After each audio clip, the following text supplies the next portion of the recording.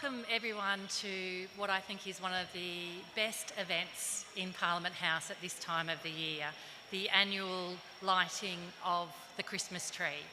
My name is Jarla Hinchcliffe. I'm the Secretary of the Department of Parliamentary Services, and it's my very great honour to be able to MC these proceedings this morning. To begin with, I would like to acknowledge the country on which we're meeting here today. I acknowledge that this is the meeting place of the Ngunnawal and the Ngambri peoples for thousands of years. And I would like to acknowledge any First Nations people that we have present with us today and elders past, present and emerging. Please join with me in thanking yet again the ACT Young Voices and Chorale for such a lovely rendition of Starry Winter Nights. They were just beautiful, and we're going to be hearing a little bit more from them later on today. So welcome to the beginning of Christmas at Parliament.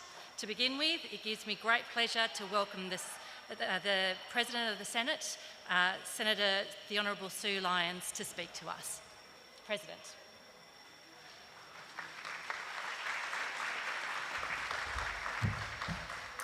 Thanks very much, Jarla. And not only did you have that piano accompanying you singing, but you also had the bells from the House of Representatives. And how we know it's a House of Representatives is because they are green. And Mr. Speaker is just checking what's going on in case he has to rush off. And if the red bells come up, I am not paired out this morning, so if the red bells come up, I too will have to go. So I hope they don't, but you just never know. This is a parliament and things are always happening. So I too acknowledge that we're meeting on the lands of the Ngunnawal and Ngambri people, and I pay my respects to elders past, present and emerging. Thank you for that beautiful opening song, those that you sang this morning, and as the DPS Secretary has just indicated, you're going to sing to us again. And great to see parents and grandparents and carers here this morning. I'm sure they're bursting with pride seeing you here in the foyer of Parliament House singing. So thank you very much, and great work to you. I used to be a teacher, so I know how much work goes into practicing, and I'm sure you've been practicing at school and at home, and to really deliver your best this morning. So it's great to have you here. So this is a time of year we really look forward to. It's come a bit early for us here because this is our last sitting week before Christmas. So at the end of the week, we'll all go home and do Christmas things all over again. But it is nice to be here. But a lot has happened. And we know that not only will we had you this morning, but we'll have 25 schools across the ACT participating. And I think one of the things the Speaker and I are very keen to do is to open the Parliament and really to make it the people's place. And I think that's really demonstrated at this time of the year when we have our Christmas tree and we have choirs coming in to entertain us in the lead up to Christmas. So thank you very much. And also we've got our giving tree and the charities that we support. So we're asking you to give strongly to those charities. And our Capitol Hill Early Childhood Centre makes handmade wrapping paper, gift tags and cards. And I certainly went down there last year and got some of the gifts that I was giving to people wrapped by them. And they, you know, they might be under fives, but they take it very seriously. So I was not allowed to help them wrap the presents, but they did a very good job. So the charity that I'm supporting this year is Country Needs People. And actually, I've got one of your caps at home. It's a very nice cap. It's a leading national non-profit organisation, and it works alongside 50 Indigenous partners to support, strengthen and amplify Indigenous land and sea management across Australia. It's led by a majority Indigenous board. Country Needs People works to ensure our Indigenous Ranger program and Indigenous protected areas are secured into the future. And if you get the chance, rangers across the country do the most amazing work. They're using drones and all sorts of other technologies to map and to manage land. So I'm very excited that Patrick O'Leary, the Chief Executive, of Country Needs People and Leanne Brooke are here today to welcome us. So thank you very much. And I welcome both Patrick and Leanne to tell you a little bit more about Country Needs People, and I look forward to you being able to offer them some dollars to keep their charity moving. So thank you very much. Thank you particularly to the choirs, you were fabulous, and I look forward to hearing some more from you later on.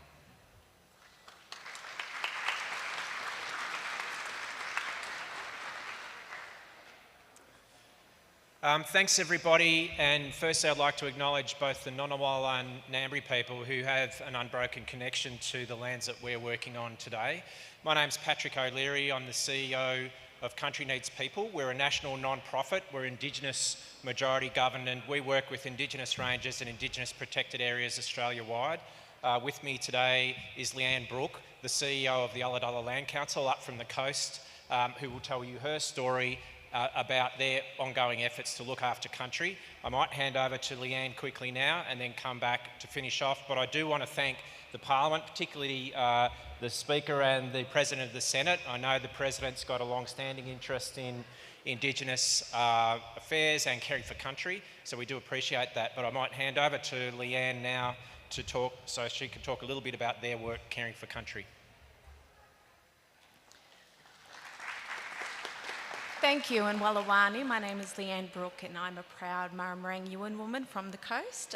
Born and bred in Ulladulla, my family's always been there since the first sunrise. Thank you to the choir, that was such an amazing and warm welcome to come into. Look, the Land Council system's quite a under-resourced organisation. We often run on an oily rag with a handful of full-time staff. I've been there for 2.5 years. And since the beginning of the Land Council, there's always been caring for country activities happening, as well as all the other core business and activities that Land Councils do with land claims. Our team at the moment, we have one full-time ranger and a pool of casuals that work really hard on country, doing activities such as flora and fauna surveys, caring for our threatened species, caring for our totemic species, water health, cultural values mapping. As mentioned, you know, there's a lot of push for GIS mapping and for Aboriginal land councils and groups to be able to map their own country so they have a good understanding of how to care for that country and utilise and activate land. So in the past, what we've had to do is rely on short-term funding to do all of those activities that we want to do on country. And unfortunately, that means that once that funding runs out, we're not able to offer our casual staff that we put all this time and skills into to do this work. We can't offer them any job security. So they come and go, and then we're looking at then bringing in more casuals, training them up to be able to do this work. And unfortunately, they go off and hopefully find other work, but sometimes they don't. And we've just been successful, as mentioned, to be one of the successful applicants for the NIAA Rangers funding, so the federal funding, which will allow us to continually do the work that we've been doing and bring our staff back in to continue to do that really good work. It's really important work, and as I mentioned, land councils are really under-resourced, and applying for grants constantly is very time-consuming, as you can imagine. So when the grants round opened this time, I was like, I need some help. I need some help to get this grant application in. And I reached out to Country Needs People, and immediately they came and sat with me and knew how invested we were and ready to go, and saw the value in supporting us, and they stepped in and really helped us get our application over the line. So thank you so much to Country Needs People. They do amazing work, and they're supporting, like I said, they're supporting so many Indigenous organisations across the country, and we're just one lucky one to be able to work with them and be supported by them. So thank you so much. I won't say too much more because time is tight. The federal government is doubling Indigenous rangers between now and 2030. That is an incredibly important policy and a really positive thing for Australia. We've been pleased to advocate alongside our partners to see that happen. It's fantastic. That's been 10 years in the making. We're starting to see the rollout. Ulladulla's benefiting from it, as are many others around the country today. It has support across the party structures, so we're quite happy to take support from all sides of politics. We would say that this is a quiet revolution that people can support all around the country. We're grateful for the support. Let's make sure that our federal government then rebuilds our capacity to support these groups on the ground to see their success into the future. Thanks to everyone, thanks to the choir, and thanks to the Parliament for supporting us.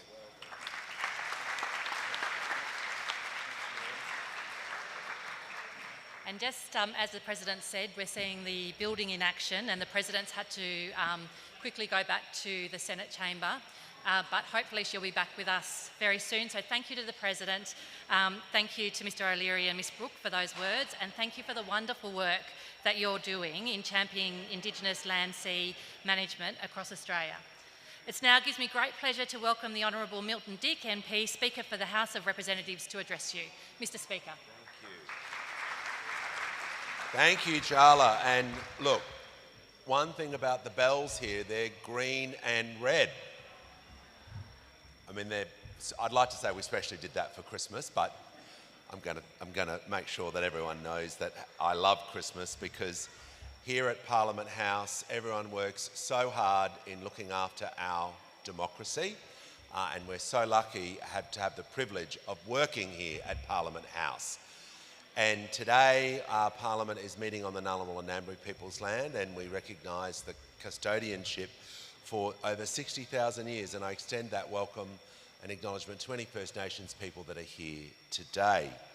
Well, you can see it really is Christmas with this massive tree behind me, and the Christmas tree is also about giving. It's a giving tree.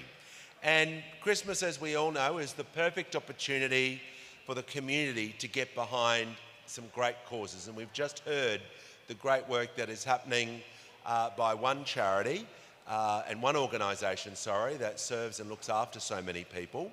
But since we began this giving tree in 2013, the tree behind me and the ones before it have raised around $40,000 for charities across Australia in support of really many different causes. Some of the causes supported over the years include domestic and family violence, disaster relief, food security, and First Nations career development. And it's not just about the money, it's also about, as we heard, raising awareness about the incredible work these organisations do across Australia and right here in Parliament House. So we've tried to make it as easy as possible for people to make a donation with QR codes and opportunities across our networks and our businesses, and including the Queen's Terrace Cafe and the Parliament House gift shop.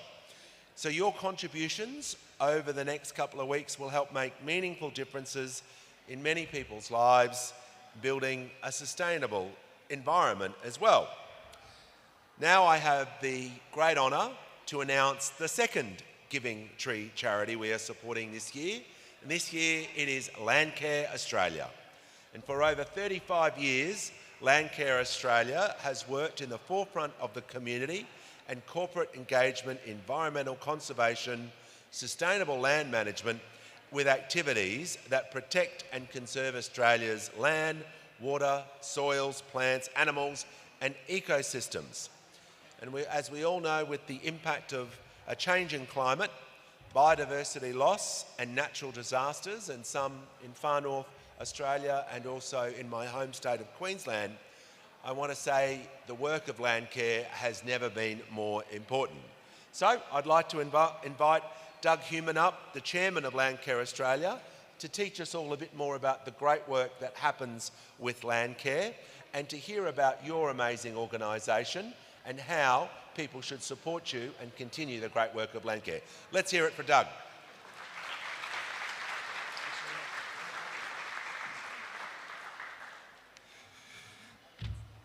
Thank you, Speaker, and Senator, and Jara, representing the Parliamentary Services community and all the people who've assisted to put this together. And to the choir, just a beautiful start. Thank you so much. I too extend my acknowledgement of traditional owners of country here upon where we meet and Aboriginal people present with us today.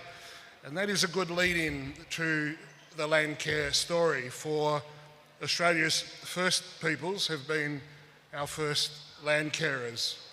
And as history goes on and Landcare Australia is formed and the Landcare Australia community and the Landcare community across Australia builds, we are refreshing and invigorating our links and engagement with Aboriginal people, connecting traditional knowledge with Western science to do the very things that the Speaker spoke of. So that came about in the mid-1980s when the conservation and the farming communities joined hands to agree on the things that they both agreed on and to advance a better standard of appreciation and care for our natural environment.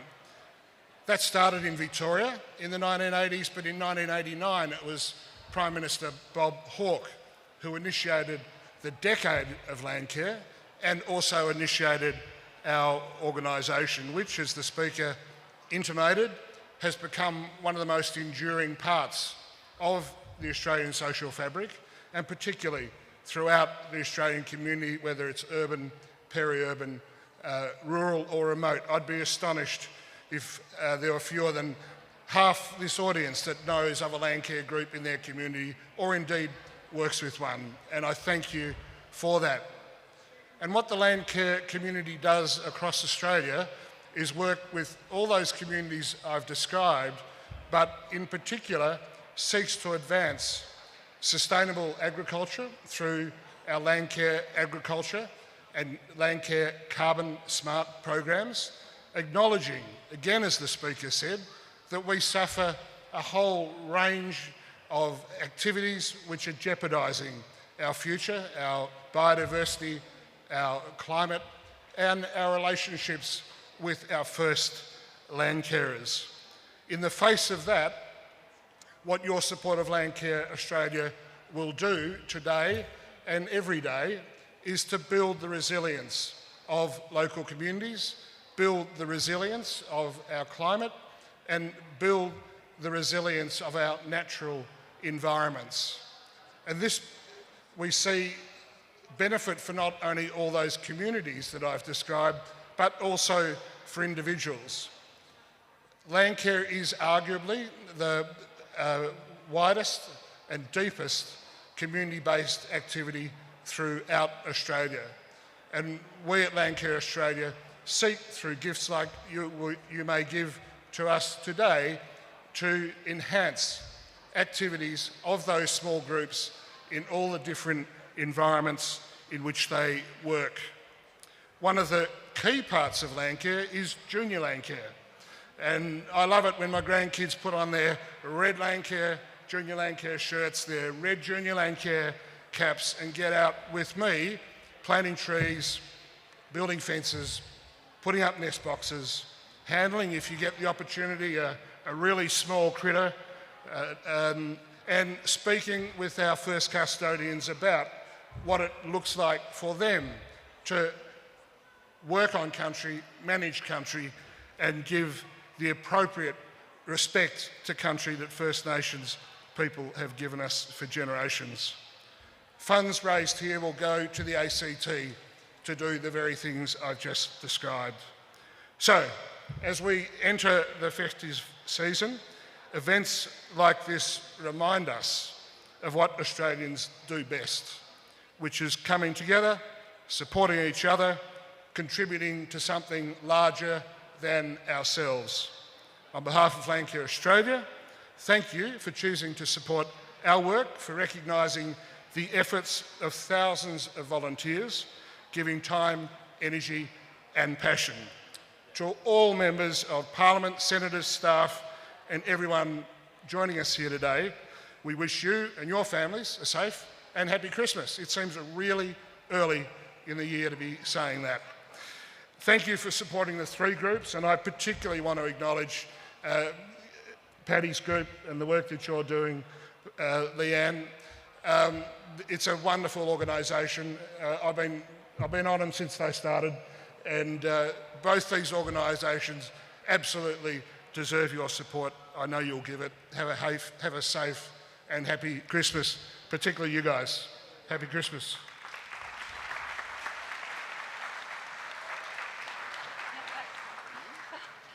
Thank you so much, Mr. Speaker, and thank you, Mr. Human, for those words and the work that you do in empowering communities to safeguard Australia's national environment.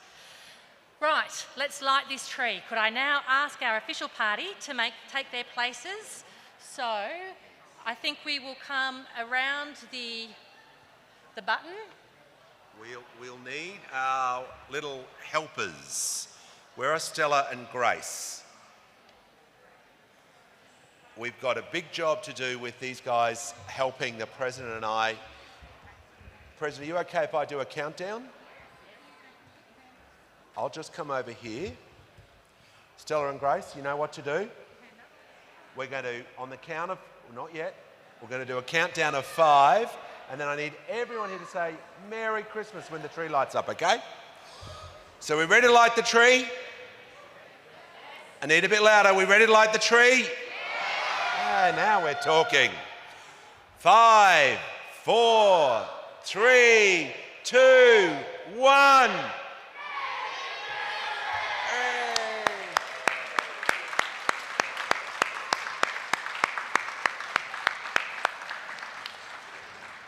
Thank you, Stella and Grace. Great job. Thank you, President. Now, just like to invite the media to take photos of the presiding officers with our charity representatives in front of the giving tree. And if members of the audience, if you could just stay seated for a few minutes, the choir will sing to us again in a moment. And please enjoy your time here with us this morning. Thank you, everyone.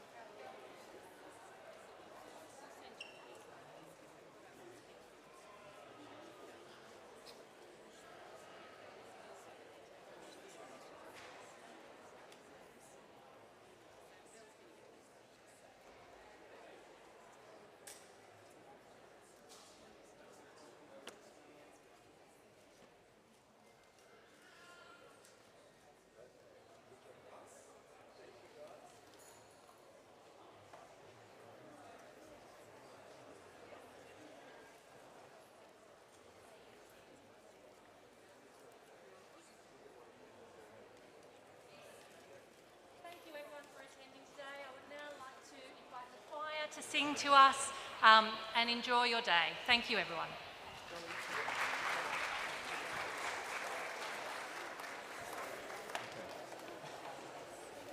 You ready? There we go, guys. Hold those folders up. Big voices sing out, okay? Galdium. Part 1, part 2, yeah?